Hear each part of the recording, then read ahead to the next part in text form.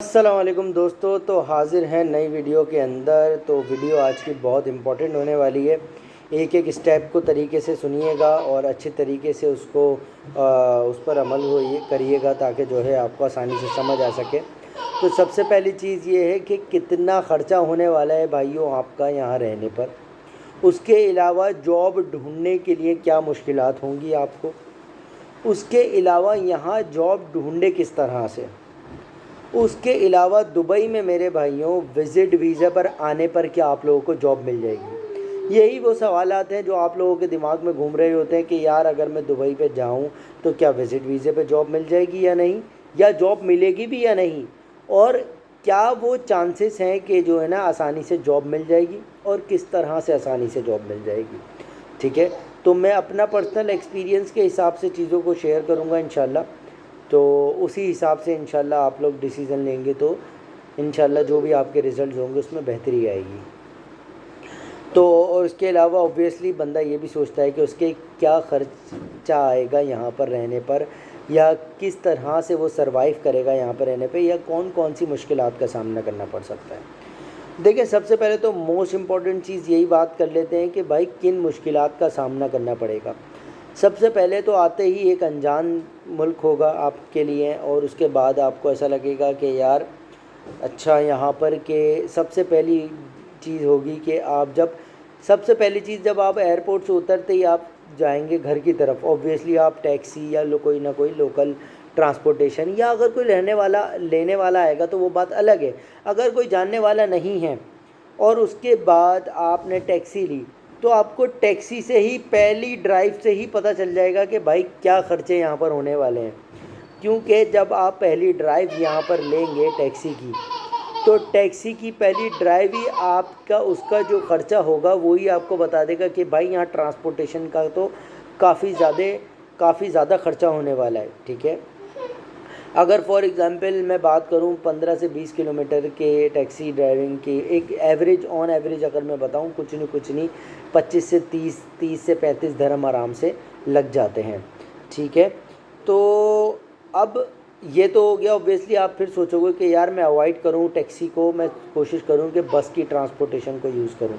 ठीक है, तो बस की ट्रांसपोर्टेशन का ये है कि अगर जैसे फॉर एग्ज़ाम्पल आप जा रहे हैं किसी जगह पर, उसके 5 स्टॉप्स हैं या 10 स्टॉप्स हैं, तो मोर देन 4 to 5 स्टॉप्स पर आपका 12 dirham का बिल बनता है। अदरवाइज़ 8 भी बनता है, 10 भी बनता है, लेकिन आप 12 को लेके चलें। ठीक है, तो इसका मतलब ये है कि कहीं भी आप जाते हैं तो एक तरफ का ख़र्चा 12 dirham का और आने का ख़र्चा 12 dirham का, इस तरीके से आपके ट्रांसपोर्टेशन पे ख़र्चा जाएगा। उसके बाद क्योंकि ऑब्वियसली आपने इंटरव्यू के लिए तो जाना है ना, तो वो खर्चा आपका ट्रांसपोर्टेशन आप उस हिसाब से अपनी कॉस्ट जो भी आपकी जितने इंटरव्यूज़ होंगे उस हिसाब से अपनी कैलकुलेशन कर लेंगे। जो भी आपकी करेंसी होगी उसको जो भी आपका एक धर्म है, अगर जो भी कंट्री की करेंसी चल रही होगी इस हिसाब से, इंडिया, पाकिस्तान, बांग्लादेश, उस करेंसी के हिसाब से आप अपनी कैलकुलेशन कर सकते हैं कि क्या वो ख़र्चा बैठेगा हमारे लिए। ठीक है, उसके अलावा एक दूसरी चीज़ हमारी आ जाती है, वो ये कि ख़र्चे के लिए हमारे भाई हम रहेंगे कहाँ पर। रहने के लिए भाई सिंपल ये है कि बेड स्पेस पे रहोगे। बेड स्पेस मैक्सिमम 300 से लेकर 500 के दरमियान मिल जाता है। 300 धर्म जो भी आपका ख़र्चा बैठा है आप अपने मुल्क की करेंसी के हिसाब से इंडिया, पाकिस्तान या बांग्लादेश, जहाँ पर जिस कंट्री से भी आए उस करेंसी से आप मल्टीप्लाई कर लें अपने 300 धर्म को या 400 धर्म को, तो आपका बेड स्पेस। देखिए, मैं रियल लाइफ जो है एक्सपीरियंसेस शेयर कर रहा हूँ। मैं ऐसी चीज़ शेयर नहीं कर रहा अपनी ऑडियंस को या अपने व्यूअर्स को कि जो चीज़ ऐसी हो कि मतलब इंटरनेट पे सर्च करी या फिर जो है लोगों से पूछा और आपको बता दिया। ठीक है, या फिर उस पर रिसर्च करके आपको बता दिया। क्योंकि देखिए, रिसर्च पर जो है ना ऑन एवरेज डिसीजंस आ रहे होते हैं और ऑन एवरेज आंसर्स आ रहे होते हैं। एग्जैक्ट आंसर जो आपको बंदा देगा वो वही देगा जो कि एक्चुअली उस चीज़ को एक्सपीरियंस कर चुका है। तो मैं उन्हीं चीज़ों को आपके साथ शेयर कर रहा हूँ जो मैं एक्सपीरियंस कर चुका हूँ। ऑब्वियसली वो एक्सपीरियंस आपके काम आएगा, आपको डायरेक्ट वो इन्फॉर्मेशन मिल जाएगी जो कि आप यहाँ पर आके सर्वाइव करने वाले। तो बेहतर है कि मेरी वीडियो से आपको ये फ़ायदा हो जाएगा कि आपको सर्वाइव करना नहीं पड़ेगा।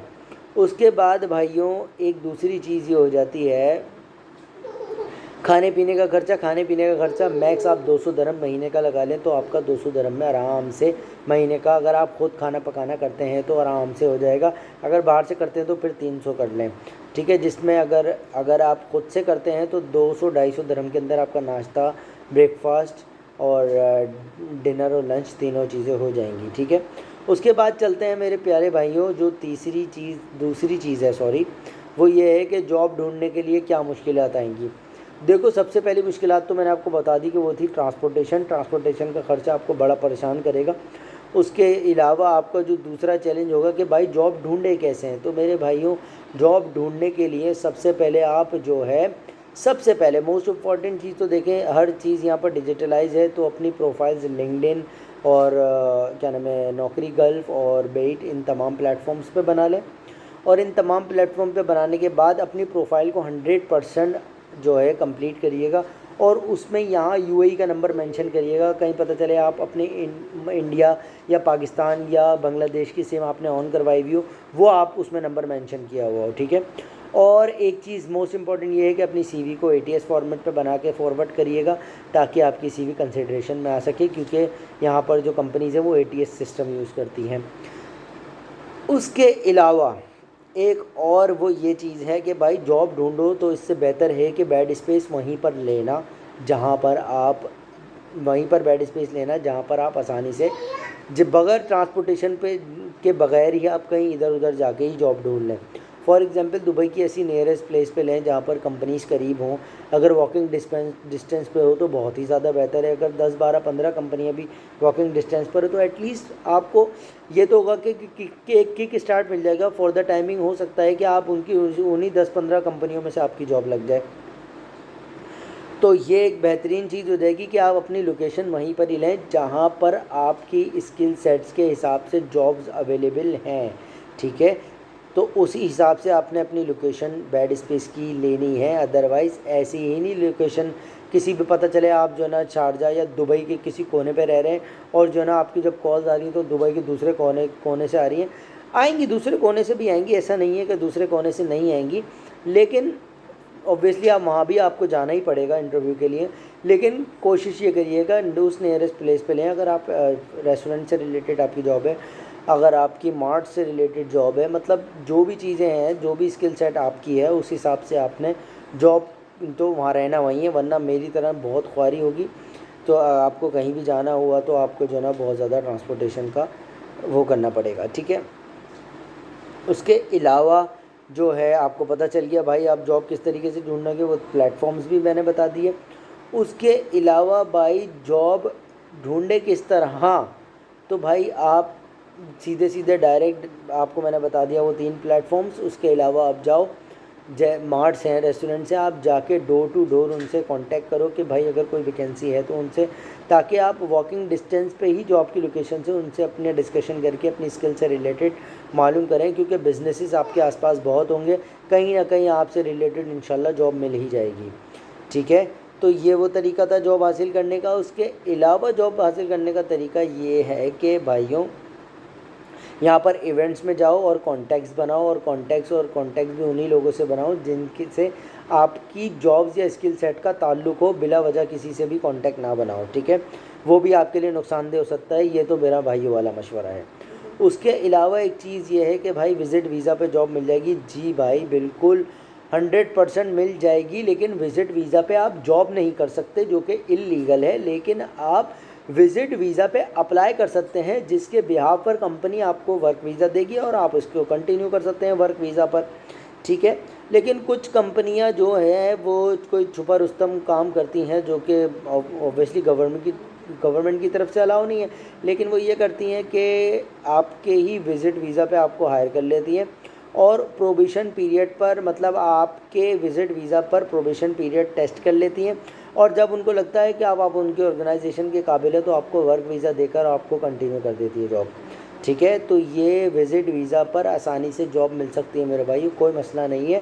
लेकिन विज़िट वीज़ा के ऊपर नहीं मिलेगी। विज़िट वीज़ा आपके पास होगा, विज़िट वीज़ा के बिहाफ पर आपका जो है वीज़ा स्टेटस कन्वर्ट होके वो चले जाएगा जॉब स्टेटस पर, और मतलब वर्क वीज़ा पर। तो फिर आपकी एमिरेट्स आईडी बन जाएगी, जो कि कंपनी आपको प्रोवाइड करेगी, और फिर आसानी से आप जो है फिर कंपनी के वीज़ा पर आप हायर हो जाएंगे, और आसानी से जो है आप यहाँ पर जॉब हासिल करने के बाद अपने वीज़ा को कंटिन्यू करने के साथ साथ अपनी जॉब को अच्छे से मज़े से लेकर चल सकते हैं। ठीक है, तो ये थी मेरी छोटी सी एक्सप्लेनेशन। बहुत ज़्यादा इन्फॉर्मेटिव चीज़ें थी जो मैंने अपनी पर्सनल एक्सपीरियंस के बिहाफ पर शेयर करी आपसे। ठीक है, तो यही एक्सपीरियंस मैंने भी बिल्कुल फेस किया अपनी लाइफ के अंदर। तो ज़रूर आएँ, अपॉर्चुनिटीज़ को ट्राई करें। ऐसा नहीं है कि अच्छा कुछ लोग होते हैं 1 महीना आने के बाद ही वापस चले जाते हैं। मेरे एक दोस्त हैं, बहुत अच्छे फ्रेंड हैं, उन्होंने 6 मंथ सर्वाइव किया। हालांकि उनकी पाकिस्तान के अंदर काफ़ी अच्छी सैलरी थी, लेकिन फिर भी उन्होंने वहाँ से रिज़ाइन दिया और यहाँ पर आके सर्वाइव करके 6 मंथ सर्वाइव करने के बाद फिर उन्होंने यहाँ पर जॉब हासिल कर ली फाइनली। यार अच्छी जॉब हासिल करी, ऐसा नहीं है कि बस जो है ना छोटी मोटी जॉब कर रहे हैं वेटर शेटर की। वो एक डिज़ाइनर थे, 10 12 15 साल का एक्सपीरियंस था और पाकिस्तान से एक्सपीरियंस था, और यहाँ पर आके उन्होंने जॉब हासिल कर ली। तो इसी तरीके से भाइयों आओ और जो है ना मतलब ऐसा सोच कर आओ कि भाई 2 3 महीने जो है ना इन्वेस्टमेंट करूं और अपने इन्वेस्टमेंट पर्पज़ से पैसा लगाकर आराम से अपनी जॉब हासिल करो। अपनी जॉब लेने के बाद सुकून से जॉब करो, अच्छी लाइफ जियो। और अगर कोई इसके अलावा भी कोई सवाल हो मुझसे इसके बाद भी कि भाई क्या चीज़ें हैं, उसके अलावा भी आपके दिमाग में कोई सवाल चल रहा हो तो मुझसे ज़रूर पूछिए। अभी के लिए इतना ही। फॉर द टाइमिंग अल्लाह हाफ़िज़ एंड टेक केयर। वीडियो को लाइक सब्सक्राइब और शेयर करना ना भूलें। आगे इन्फॉर्मेटिव वीडियो मैं लाता रहूँगा, लेकिन आपकी जो है सपोर्ट की भी बहुत ज़्यादा ज़रूरत है। उसके लिए please like share and subscribe and do follow tech talent by Arsalan. फिर मिलेंगे अगली वीडियो में। अभी के लिए इतना ही। फॉर द टाइमिंग अल्लाह हाफ़िज़ एंड टेक केयर।